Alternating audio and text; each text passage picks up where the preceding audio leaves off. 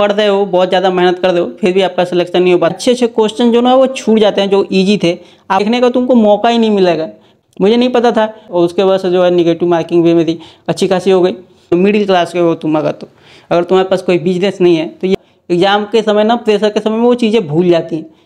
30 second में तुम्हारे निकल जाएंगे। लास्ट बोनस पॉइंट मेरी तरफ से। नमस्कार, इस वीडियो में हम लोग बात करेंगे उस 5 कॉमन मिस्टेक्स के बारे में जो गलतियां आप अनजाने में करते हैं और यही गलतियां आपका सिलेक्शन रोकती हैं। कुछ लोग जो है वो आते हैं 4-5 महीने तैयारी करते हैं और अपना सिलेक्शन ले लेते हैं, पर कुछ लोग सालों तक पढ़ाई करते हैं फिर भी उनका जो है सिलेक्शन नहीं हो पाता। तो इन चीज़ों के बारे में हमने चर्चा करी अपने दोस्त यारों से, जितने भी कॉलिंग है, और हमने कुछ 5 पॉइंट निकाले जिसके वजह से जो है सिलेक्शन रुकता है आपका। सारे पॉइंट्स आपस में कनेक्टेड है, तो हर एक पॉइंट को ध्यान से सुनिएगा और समझने की कोशिश करिएगा। पहला पॉइंट है टाइम मैनेजमेंट। टाइम मैनेजमेंट का 2 जगह रोल है। पहला तो जब आप एग्जाम की प्रिपरेशन करते हैं उस समय, और दूसरा जब आप एग्जाम हॉल में जाएंगे उस समय आप कैसे अपने टाइम को मैनेज करते हैं, बहुत ही ज़्यादा जरूरी है। तो पहले अगर हम बात करें कि कैसे आप प्रिपरेशन करते हैं उस समय कैसे अपने टाइम को मैनेज करें, तो सबसे पहले तो आप हर एक सब्जेक्ट के वेटेज के हिसाब से कि किस सब्जेक्ट का कितने क्वेश्चन आते हैं एग्जाम हॉल में, उसके हिसाब से आप हर सब्जेक्ट को एक टाइम फिक्स कर लीजिए कि आपको इतना समय देना है।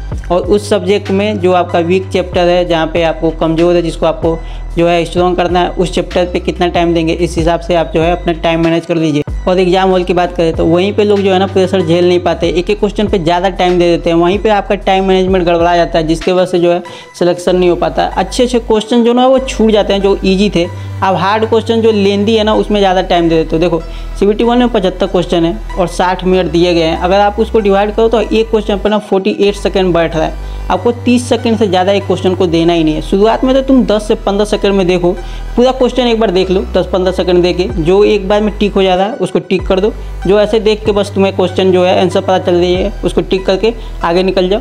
और फिर जब 75 क्वेश्चन तुमने सारे देख लिए जो ईजी थे वो हो गए, उसके बाद फिर से शुरू करो और उस समय जो है अपना टाइम दो, क्वेश्चन करो। जो ज़्यादा टाइम लग रहा है 30 सेकंड ज़्यादा, उसको छोड़ दो। हर एक क्वेश्चन नहीं होगा भाई एग्जाम हॉल में, ये बात तुम सोच के जाओ पहले से। जो इजी हैं, जो मॉडरेट हैं, उनको करो जो हो पा रहे हैं। उसके बाद फिर टाइम बचता है तो हार्ड की तरफ देखना, वहाँ पे टाइम मैनेज करना ज़्यादा जरूरी है। वहीं पे जो है लोग गड़बड़ कर जाते हैं। अब कोई लेंथी क्वेश्चन आ गया, वहीं पे तुम फंसे रह गए, आगे क्वेश्चन ही निकल पा रहे हो, है ना, देखने का तुमको मौका ही नहीं मिलेगा। अगर आप रेलवे किसी भी एग्जाम के लिए तैयारी कर रहे हैं तो किरण पब्लिकेशन का सामान्य ज्ञान का एक बुक आता है जो NCERT के न्यूनतम पैटर्न पर आधारित है। इसमें इतिहास, भूगोल, कला, संस्कृति सारी चीज़ें बताई गई हैं, तो ये बुक बहुत ही अच्छा है, अंग्रेजी में भी आप ले सकते हैं। पहली बार जा रहे हो और पहली बार तो देखो यार, तुम ना पहले तो मॉक टेस्ट लगा के जाओ मोबाइल पे, ऑनलाइन या कंप्यूटर पे, ताकि ये जो है ना बुक में प्रीवियस ईयर के क्वेश्चन सेट लगाओगे कितना भी, वो जो है फील नहीं आएगा। एग्जाम तो तुम्हारा ऑनलाइन ही होना है, तो मॉक टेस्ट लगाओ जिससे तुम्हें पता चलेगा। बहुत सारी चीज़ें जो है ना लोगों को पता नहीं होती। जैसे मैंने जब पहली बार गया था, मार्क फॉर रिव्यू जो होता है वो मुझे नहीं पता था, और अगर तुमने आंसर टिक कर दिया है ना और फिर भी मार्क फॉर रिव्यू करके जा रहे हो, दूसरे क्वेश्चन पर चले गए, तो वो लास्ट में सेव हो जाता है। मुझे नहीं पता था, मैं आंसर जो है वो टिक करके बाद में देखूंगा ऐसा करके छोड़ दिया था। बहुत सारे क्वेश्चन जो है ना मेरे गलत थे, जिनको मुझे रिव्यू करना था बाद में, वो सेव हो गए और उसके वजह से जो है निगेटिव मार्किंग भी मेरी अच्छी खासी हो गई।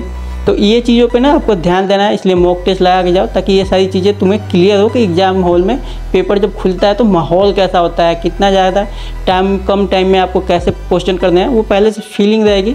तो आप जाएंगे एग्जाम हॉल में तो थोड़ा सा जो है वो ईजी रहेगा आपके लिए, इसलिए ये चीज़ें देख के जाना। और दूसरी पॉइंट अगर हम बात करें, ज़रूरत से ज़्यादा पढ़ लेते हैं।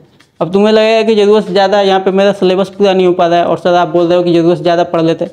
हाँ भाई, लोग ज़रूरत से ज़्यादा ना पढ़ लेते हैं। आप किसी से भी बात करो जो तैयारी कर रहा है, उसके पास ज़रूरत से ज़्यादा ज्ञान है, हर एक टॉपिक पर ना किसी भी टॉपिक पर बात कर लेगा दुनिया भर की, बट एग्जाम हॉल में जब जाता है तो वहाँ पे भाई उनका क्लियर नहीं हो पाता। क्यों? क्योंकि उनके पास ना जितना पढ़ना चाहिए, जो मेन चीज़ है, उससे ज़्यादा ज्ञान है उनके पास। क्या करोगे उस ज्ञान का? जो तुम्हारा सिलेबस है उसके हिसाब से पढ़ो।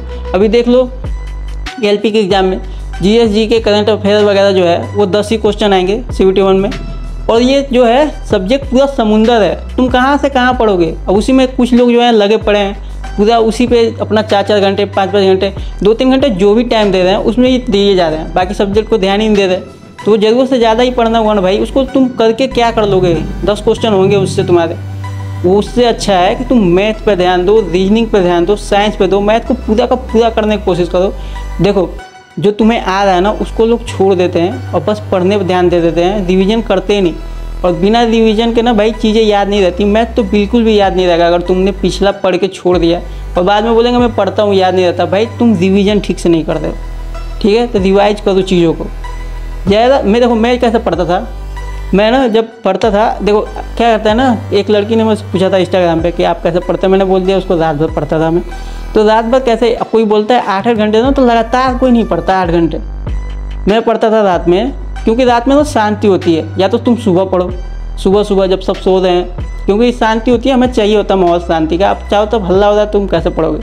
तो उस समय मैं रात में पढ़ता था। और देखो 40 से 45 मिनट आदमी पढ़े ना लगातार, थक जाता है, ये साइंटिफिक भी है। तो अगर तुम जब टायर्ड फील कर दो ना, थोड़ा सा थक रहे हो, थोड़ा सा आराम कर लो, लेट लो। मैं जब पढ़ता था ना, और जब मैं थक जाता था, मैं सो जाता था आंखें बंद करके, और मैं रिपीट करता था चीज़ों को, जो भी मैंने पढ़ा है मन में मैं रिपीट करता था। और रिपीट कर रहे हो, कहीं कहीं छूटेगा, जहाँ पे तुम्हें याद नहीं है वो चीज़ें छूटती हैं। तो फिर तुम्हें पता चला कि तुम यहाँ पे अटक रहे हो, तो मैं उठ के फिर से वो चीज़ देखता था जहाँ पे मैं अटक रहा हूँ वो चीज़, और फिर मैं लेट के फिर से उसको रिपीट करता था इस हिसाब से।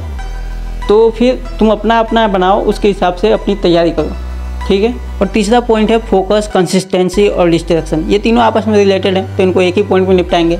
कंसिस्टेंसी की अगर बात करें तो आपको जो भी चीज़ पढ़ रहे हो ना भाई, उसको डेली पढ़ना जरूरी है, क्योंकि पढ़ाई जो है बहुत लंबी खेल है भाई साहब। हर कोई ना कंपटीशन जो है वो स्कूल के कॉलेज के एग्जाम से ना अलग है। वहाँ पे सब कोई यहाँ पे कम्पीट कर रहा है आपसे। आप जब सो रहे हो ना भाई, उस समय भी कोई पढ़ रहा होगा, समझ रहे हो इस चीज़ों को। आपको उससे कम्पीट करना है। 100 सीट है ना, उसमें जिसका नंबर अच्छा आएगा उसको वही मिलेगा। ऐसा नहीं है कि स्कूल के जैसा कि 60% ला दिए सब फर्स्ट डिवीज़न आ जाएंगे, है ना। सीटें कम है, उसके हिसाब से कम्पीट करना पड़ेगा आपको। तो कंसिस्टेंसी के हिसाब से पढ़िए डेली। अगर आप किसी सब्जेक्ट को 4 घंटे दे दो तो उसको पढ़ो, ठीक है। ये नहीं कि आज 4 घंटे दिया, कल 2 घंटे दिया, परसों पढ़ ही नहीं रहे। इस हिसाब से पढ़ोगे ना तो नहीं होने वाला। और फोकस जो है ना वो हमेशा पढ़ाई पे होनी चाहिए। दुनिया भर के जो झमेले हैं ना, इनसे निकलो। चाचा चाची, भैया भाभी, पड़ोसी, रिश्तेदार, ये जितने भी रिलेटिव है ना, इनसे पहले तो कटो। इनको कानों कान खबर नहीं होनी चाहिए कि तुम तैयारी कर दो। इनको पता चल गया ना भाई, जीना आराम कर देंगे तुम्हारा। पूछ के क्या कर रहा है आपका लौंडा, तैयारी कैसे चल रही है, अभी तक हुआ नहीं इसका। इनको कानों कान खबर नहीं हो चाहिए। अपने मम्मी पापा को बोल दो ना, अगर कोई पूछता है क्या कर रहा है आपका लड़का, बोल दो कि हरामी हो गया, वो बदमाश निकल गया है, सुबह 10 बजे सो के उठता है, पता नहीं क्या करेगा, ये तो ज़िंदगी से मैं परेशान हो गया हूँ उसके। समझ रहे हो। अपनी पढ़ाई पे बस फोकस रखो, डिस्ट्रैक्शन से दूर रहो। मोबाइल का टाइम है, इस समय ऑनलाइन पढ़ रहे हो तो बस मोबाइल पे डाटा के अलावा किसी का कॉल नहीं आना चाहिए। आराम से पढ़ाई करो जब तुम पढ़ रहे हो उस समय। जब तुम पढ़ के उठो फिर रात में से आधे घंटे किसी दोस्त यार से बात करके, जो तुम्हारे ना काम आए स्टडी के, ठीक है, जिससे तुम डिस्कस कर सको, उसको थोड़ा सा टाइम दो, मूड फ्रेश करो और फिर से अपनी पढ़ाई पे लगो। ये 14 फरवरी 15 फरवरी मनाने पर रहोगे ना भाई, कोई और लेके जाएगा, हैं लास्ट में वही आता है, पापा नहीं मान रहे, ठीक है। पढ़ाई फोकस दो, दुनिया भर के लोग हैं, फोकस करो अपना, ठीक है, एम बनाओ। चौथा पॉइंट है मोटिवेशन एंड सेक्रीफाइसेस। कोई भी काम करने के लिए मोटिवेशन बहुत ही जरूरी चीज़ है। अगर कोई काम आप लॉन्ग टर्म में करना चाहते हैं तो उसके लिए मोटिवेशन होना ही चाहिए। और मैं उस मोटिवेशन की बात नहीं करता जो 2 मिनट की वीडियो देख के आ जाती है ना, बिल्कुल भी नहीं। आपने एक वीडियो देख लिया और 8 घंटे के लिए पढ़ लिया एक दिन, और फिर दूसरे दिन से आपका पढ़ने का मन ही नहीं करता। भाई मैं बोल रहा हूँ उस मोटिवेशन की जो आप अपनी ज़िंदगी से निकालो। कोई मोटिवेशन की तुम पढ़ना क्यों चाहते हो, पैसा, रुतबा, नाम क्या चाहिए तुम्हें, और उसके लिए तुम सेक्रीफाइस क्या कर सकते हो।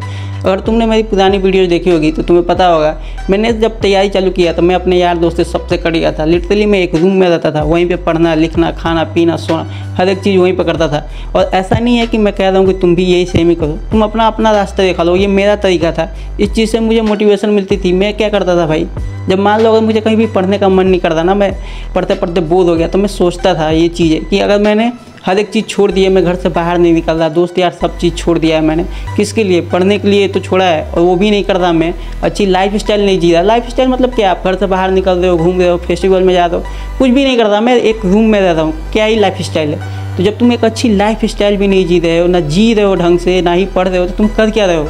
ये चीज़ें मैं खुद को बोलता था, ये चीज़ें थी। और भी जैसे कि मान लो कि मुझे कभी पैसे की कमी ना रही, मेरे पिताजी BCCL में थे, अच्छा खासा इनकम आता था, तो कभी पैसे की कमी ना रही। लेकिन मैं ना दूसरों को देखता था, जैसे कि जिनकी उम्र हो गई है 30-35 साल, कोई भैया लगते हैं, कोई अंकल हैं, तो उनकी शादी हो चुकी है, बच्चे हैं, बीवी है, तो भाई कभी अगर बीमार हो गया तो दोस्तों से पैसे मांग रहे हैं। तो ये सारी चीज़ें ना मैं देखता था। कोई अंकल हैं जिनकी बेटी मान लो या फिर बेटा है, यंग है, उनकी शादी करनी है, तो शादी को लेकर ना उस समय जब वो घर पर रहते थे, कुछ नहीं कर रहे हैं, तो परेशान हो जाते हैं। भाई तुमने अपने आसपास देखो ना, तुम्हें खुद नज़र आएगा जिनके पास पैसे नहीं हैं, वो इस समय ना जब भी कोई काम होता है ना भाई, वो कैसे परेशान हो जाते हैं, दूसरों के पास जाना पड़ता है उधारी के लिए या फिर किसी भी चीज़ के लिए। तो ये चीज़ें मैं देखता था और मुझे लगता था कि कुछ समय बाद यही हाल मेरा होगा अगर मैंने तैयारी नहीं की या फिर मैंने जॉब नहीं किया। प्राइवेट सेक्टर में भी मैंने लोगों को देखा कि कैसे लोग काम करते हैं, क्या है इनका। मैं तो खुद टाटा मोटर्स में रहा हूँ, आपको पता होगा अगर आपने पुरानी वीडियो देखी होगी। तो मैं जाके ये सारी चीज़ें देखी और मैंने खुद से ना लाइफ से मोटिवेशन निकाला। तो इसलिए मैं बोल रहा हूँ अपनी लाइफ से कोई मोटिवेशन चीज़ें निकालो जो तुम्हें ना, जब तुम थक जाओगे, तुम पढ़ना बंद कर दोगे, ये चीज़ें आपको ना आगे चल के मोटिवेशन करेंगी जब अगर तुम्हारा पढ़ने का मन नहीं कर रहा है तो। इसलिए ये चीज़ें चाहिए। और तुम क्या सेक्रीफाइस कर रहे हो ना, सेक्रीफाइस बहुत ही ज़्यादा ज़रूरी है, क्योंकि उस लेवल पर जब तुम अपना त्याग करोगे ना भाई, पहले जो थे योगी वगैरह जो क्या करते थे, जाके यही तो करते थे, तपस्या ही है ये तुम्हारी पढ़ाई। इस समय कलयुग में ना यही तपस्या है भाई। कंपटीशन एग्जाम की तैयारी अगर तुम कर दो, मिडिल क्लास के हो तुम अगर तुम्हारे पास कोई बिजनेस नहीं है तो यही है हमारा तपस्या, यही है हर एक चीज़ को त्याग के अकेले में अपना जो है वो तपस्या करो। और पाँचवीं पॉइंट है ना, make your own way, whatever it is. अपना एक तरीका बनाओ कैसे तुमको पढ़ना है। भैया भाभी जो भी हैं जिन्होंने भी तैयारी करी उन्होंने कैसे करी, उनका अपना तरीका था, उनसे सीखोगे ना भाई तुम नहीं कर पाओगे। एक दो ट्रिक मान लो तुमने सीख लिए किसी और से, अपना हर एक चीज़ को ना अपने हिसाब से, कोई भी ट्रिक है अपने हिसाब से एक बनाओ जो तुम्हें मेमोरेबल हो, जो एग्जाम हॉल में याद हो। क्योंकि नई चीज़ें जो तुम सीखोगे ना किसी और का, एग्जाम के समय ना, प्रेशर के समय में वो चीज़ें भूल जाती हैं। 30 सेकंड में तुम्हें निकल जाएंगे कि तुमने क्या ट्रिक याद की थी। उसके बाद फिर तुम बेसिक पे आओगे, 30 सेकंड उधर गए, 1 मिनट लग गया एक ही क्वेश्चन में। इसलिए अपना एक तरीका बनाओ जो तुमको याद रहे, ठीक है। कैसे पढ़ रहे हो कोई भी चीज़ हो उसके हिसाब से तुम अपना एक तरीका बनाओ जो तुमको याद रहे। और एक लास्ट बोनस पॉइंट मेरी तरफ से, तुम कर्मा में बिलीव करो ना करो भाई, कर्मा नाम की एक चीज़ होती है और वो तुम में बिलीव करती है। तुम जैसे कर्म करोगे वैसे फल मिलेंगे तुमको। हमारे बुजुर्ग लोग ना बहुत सही चीज़ बोल के गए, जैसे कर्म होते हैं वैसे फल मिलते हैं। पर हमने ना इसका गलत मतलब निकाल लिया भाई। इसका मतलब ये नहीं कि आज तुमने किसी को 2 रोटी खिला दी, अच्छे काम कर दिए तो आगे तुम्हारा एग्जाम निकल जाएगा, ऐसा नहीं है।